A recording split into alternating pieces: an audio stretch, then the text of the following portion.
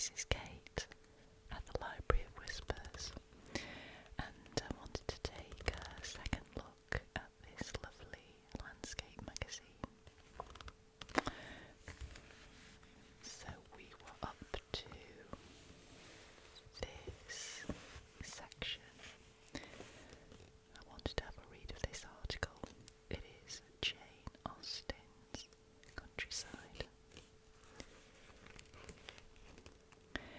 It says, as one of literature's most loved books celebrates its bicentenary. Now that will be, or will have been in 2013, because it's an old magazine. We explore the landscape that inspired its prose. So there is Jane Austen. It says a portrait of the novelist taken from the 1869 biography, a memoir of Jane Austen, and here below an early edition of Pride and Prejudice from 18, I think that says 1813. Yeah, 1813. And here in this photograph, Jane's home until she was 26. Rural Hampshire inspired her young heart with a sense of the beauty of nature.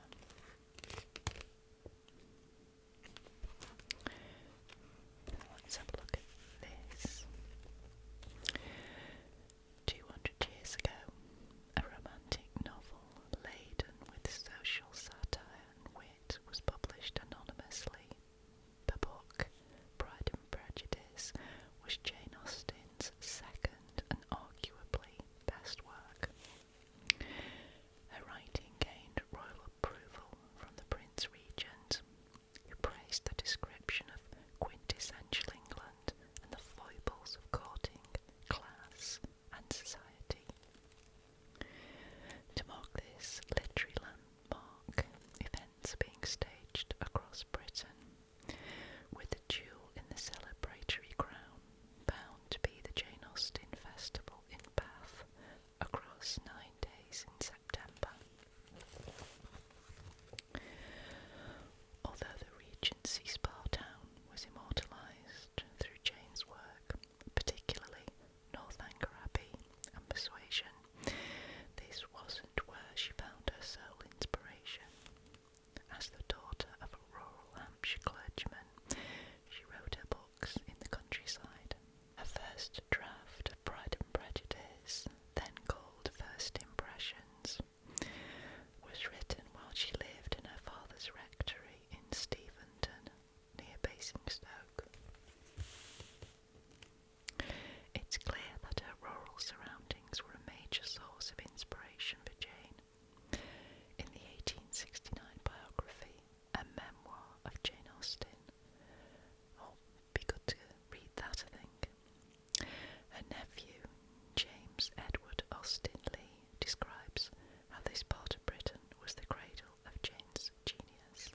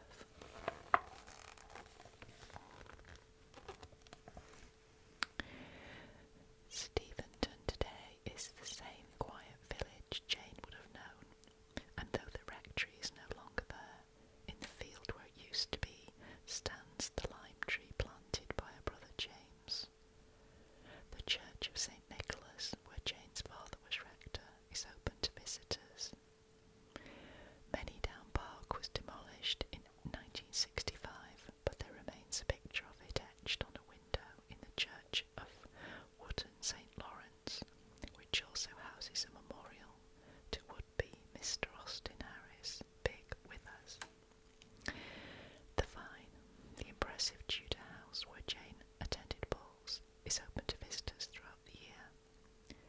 To get up close to the variety of period costumes used in the various adaptations of Pride and Prejudice, visit Jane's former home in Chawton, now a museum, then follow in Jane's footsteps on a circular walk from here to nearby Farringdon.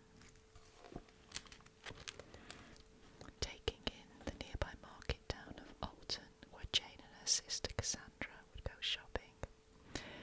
Fittingly, Jane is buried in Winchester Cathedral, and next to her grave is a permanent exhibition outlining the author's life and death in Hampshire. And while a flavour of the novelist's life and her books can certainly be gained from visiting the places that inspired her work, nothing beats reading her immaculate prose, which remains a pleasure 200 years on. So let's have a look at these photographs. Above left here, Bath will host a series of Pride and Prejudice bicentenary celebrations this September. I wonder if they did back in 2013. And here, the novelist is buried inside Winchester Cathedral.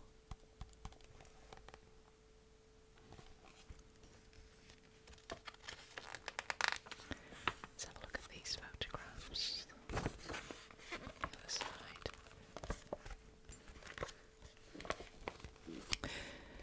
Stately screen settings. Some of England's finest houses have brought the fictional locations of Pride and Prejudice to life. So this top one is Bolton House in Lincolnshire, and that was used as Rosings, the impressive estate of Lady Catherine de Bourgh, in the BBC's 1995 adaptation starring Colin Firth as Mr. Darcy. Second one is Burley House in Stamford, Lincolnshire.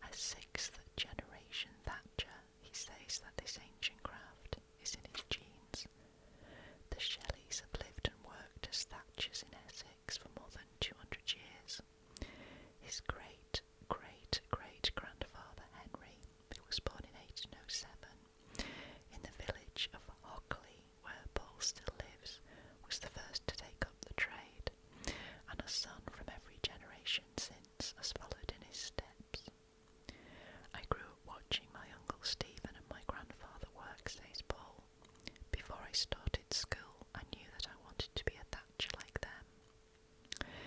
I was fascinated by the craft, although I think back, then part of the appeal was climbing ladders and standing on rooftops, always an attraction to a young boy. I was keen to learn, and my grandfather started by showing me how to thatch small items. As I got older, I spent weekends and school holidays helping my uncle and grandfather. Our family grew their own straw, and at harvest time we would get together in the field, work all day and have a picnic. The word thatch means any covering of vegetation laid in such a way as to keep out the rain. There is evidence that the first thatched buildings existed around 12,000 years ago. Greek and Roman scholars recorded descriptions of thatched dwellings in Britain built as early as the Neolithic age, around 9000 BC. As communities in Britain became more settled, cereal crops such as rye, oats and later wheat were grown, and as the natural byproduct of each year's harvest, wheat straw became the standard, cheaper method of covering roofs. Though in areas such as Wales and the north of England, which lacked wheat in any great quantity, slate and clay tiles were more commonly used. Easier to transport and more economical, they eventually became the preferred choice of roof cover, especially during the Victorian era. Thatching declined further with the invention of the combine harvester in the early 20th century. By chopping the wheat straw, the machines rendered it useless as a thatching material. Consequently, thousands of properties in England were stripped of thatch and tiled because the straw was so scarce. It wasn't until as late as the 1970s that a real effort was made by authorities to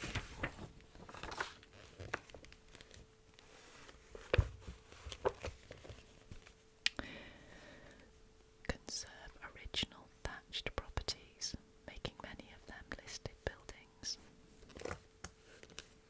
So here is the thatcher as he trims and neatens the ridge. So decorative. Today there are around 60,000 thatched buildings in the UK, but in Paul's great-great-great-grandfather's day there would have been thousands more. Back then every farm would have had thatched buildings and barns, says Paul. The techniques I use today are similar to the old craft, but differ in that we use much more straw now. Today's thatched roofs are also more detailed, and the designs neater. I suppose it's a more finished result. Paul left school at 16 and began a thatching apprenticeship with his uncle. After 2 years of training at college, he became the youngest qualified master thatcher in the world. My first assignment working on my own was a ridge, the decorative top of a roof on a barn. It was tricky but looked fantastic in the end. So that's one of the decorative tops of the roof. Listed buildings with thatched straw or reed roofs cannot be altered, so maintenance is necessary every 12 to 15 years, meaning Paul is always busy.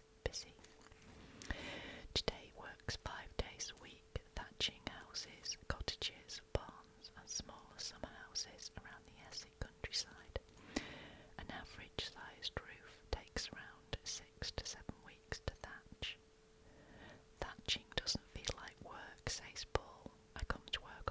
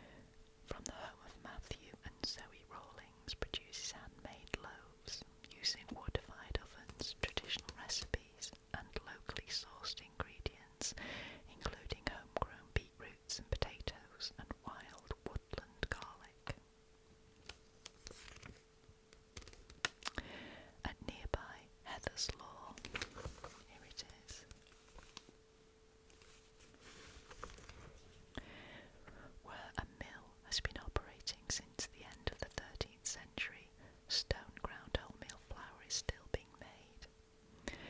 People drive miles to buy our flour, says head miller Julia Nolan. We use a top quality grain and we don't add to it or take anything away, so you get the full taste. Bread made from our flour has a nuttier flavour than you'd get with your ordinary white and a much deeper taste experience. It's bread with a character. Not far from the Rawlings is the Maxwell family's North Doddington farm, producing cheeses and ice cream with milk from their 290 dairy cows. They're one of a number of artisan food producers in this area, which also has a thriving arts and crafts scene. One of its main attractions is Otterburn Mill, a wool mill with a long proud history which was founded in the early 19th century. The mill began as a cottage industry, converting wool fleeces from local farmers to yarn, then sending it to hand-loom weavers to produce blankets and cloth. The first power looms were installed at the mill at the start of the 20th century, and by the 1930s, Otterburn was famous for its designs and quality, its tweeds sought after by fashion houses such as Dior, Schiaparelli and Balmain.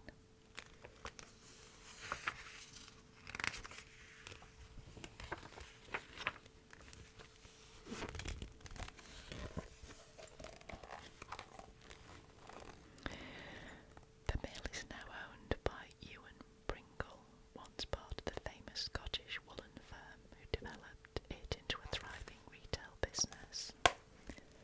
Otterburn was very well known in its day, Ewan says. Coco Chanel developed Chanel tweed here, and Yves Saint Laurent spent part of his training at the mill. The lovely big coats and capes designed by Mary Quant in the 1960s were also made with Otterburn tweed. The mill was particularly famous for the Otterburn baby rug, first produced back in 1926 to mark the birth of Princess